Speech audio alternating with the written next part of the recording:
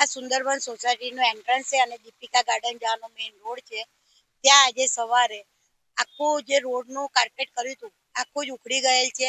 નીચે જો ખરેખર રોડના 5 લેયર હોય ને એ રીતે રોડ બનાવવામાં આવે, પણ અત્યારે એવું છે કે રેતીનું જે વેસ્ટેજ હોય એ નીચે નાખી દેવામાં આવ્યું હતું અને ઉપર કાલે રોડ બન્યો અને આજે જુઓ તો તમે આખા પોપડા ઉખડી જાય છે.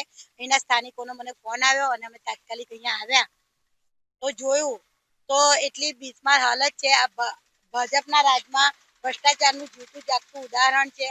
અહીંયાથી જે માટી ખોદીને કાઢવામાં આવી તે માટીનો પણ ઢગલો તમને જોવા મળશે.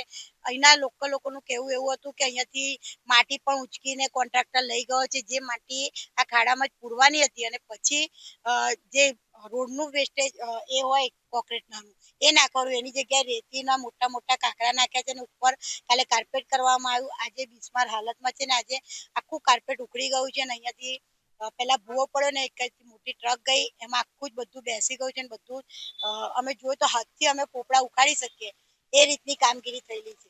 એટલે ભાજપના રાજમાં કમિશનરથી માંડીને કોન્ટ્રાક્ટરો હોય કે કોર્પોરેટરો હોય બધા જ આમાં સામેલ છે. બધાને પૈસા કમાવામાં રસ છે. કોઈને પબ્લિકના પૈસે પબ્લિકના ટેક્સના પૈસે પબ્લિકને સુવિધા આપવાની એમાં કોઈને રસ નથી. બધાને પૈસા ફાઇલો બનાવીને પૈસા કામમાં રસ છે.